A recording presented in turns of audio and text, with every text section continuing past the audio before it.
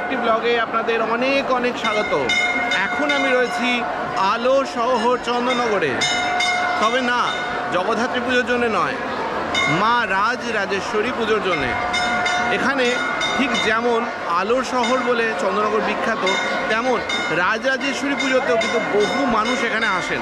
তো চলুন আমরা দেখব আজকে মা রাজরাজেশ্বরী পুজো।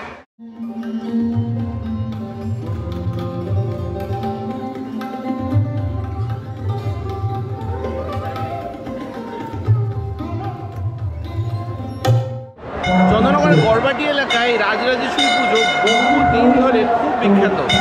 বহু দূর দূরান্ত থেকে মানুষ আসেন এখানে। এখানকার যে মেলা, সে মেলাও খুব বিখ্যাত, খুব বড় মেলা।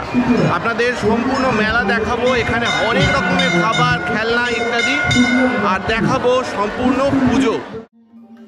চন্দননগরের এই রাজরাজেশ্বরী পুজোটি হয় এখানকার গড়বাটি অঞ্চলে। এই এলাকাটি চন্দননগর ও চুঁচুড়ার সংযোগস্থলে অবস্থিত, তাই এই পূজাটি চন্দননগর এবং চুঁচুড়ার উভয় এলাকার মানুষের কাছে সমানভাবে প্রাধান্য পায়। অনেকে বলেন এই পূজা নাকি কয়েকশো বছরের পুরনো, কিন্তু দ্বিতীয় বিশ্বযুদ্ধের সময় কয়েক বছর পূজা বন্ধ থাকার জন্য তারপর থেকে এই পূজা বর্তমানে ৭৭ বছরে পদার্পণ করেছে। যে মাতৃমন্দিরটি আপনারা দেখছেন, এটির গত বছরে নির্মাণ কার্য সম্পন্ন হয়েছে। এই পূজা দুর্গাপূজার মতোই ষষ্ঠী থেকে দশমী অবধি পালিত হয়। অষ্টমীতে হয় কুমারী পুজো ও ধুনো পোড়ানো, এবং মহানবমীতে অনুষ্ঠিত হয় সপ্তসতী যজ্ঞ। মা রাজরাজেশ্বরী হলেন দশ মহাবিদ্যার মধ্যে তৃতীয় ও অন্যতমা শক্তিরূপ। এনাকে তান্ত্রিক পার্বতীও বলা হয়ে থাকে। মা রাজরাজেশ্বরীকে মহালক্ষ্মী স্বরূপিণীও বলা হয়। প্রসিদ্ধ মঙ্গলযন্ত্র ও শ্রীযন্ত্র এই দেবীরই স্বরূপ। ত্রিলোকব্যাপী এই রাজরাজেশ্বরী দেবীর নাম প্রচলিত হওয়ার জন্য ত্রিপুরা সুন্দরী বলেও মাকে ডাকা হয়ে থাকে।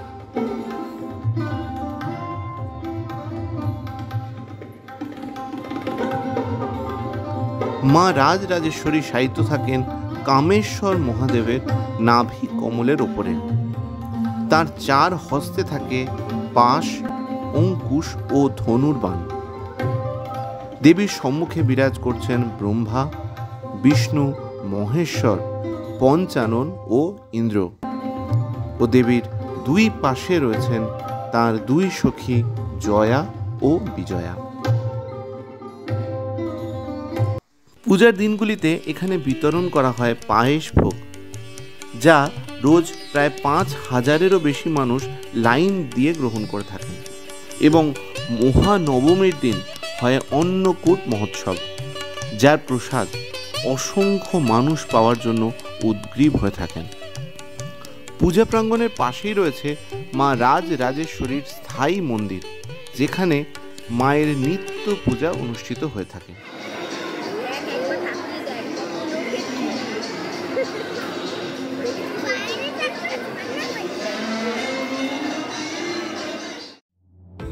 মাতৃদর্শন করে আমরা গেলাম এখানকার আকর্ষণীয় মেলা দেখতে। মেলা প্রাঙ্গণটি রাজরাজেশ্বরী মন্দিরের অদূরেই অবস্থিত কল্কি সংঘ ক্লাবের মাঠে হয়। পুজোর অষ্টমীর দিন রাতে এখানকার ভিড় ছিল চোখে পড়ার মতো। অসংখ্য মানুষ এদিন এসেছেন এই পূজা ও মেলা দেখার জন্য। বলাই বাহুল্য, এই পূজা ও এখানকার মেলা আপনি দেখতে এলে বেশ কিছু জিনিস সংগ্রহ না করে আপনি কোনোভাবেই যেতে পারবেন না।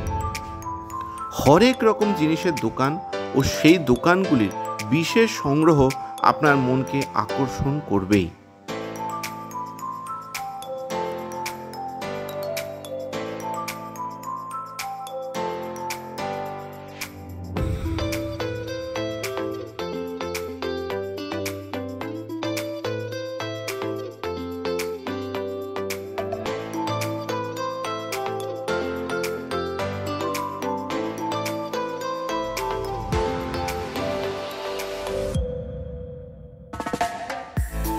এবার এখানে খাবার স্টলের উপস্থিতিও ছিল চোখে পড়ার মতো।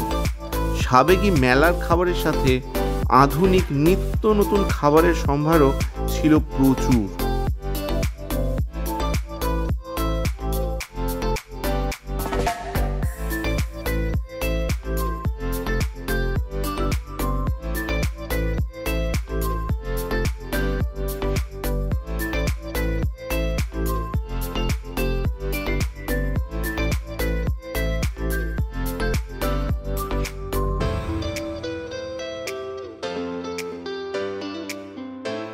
আমরাও মেলায় স্বাদ নিলাম চিকেন ক্যান্ডি ও চিকেন চিজ রোলের।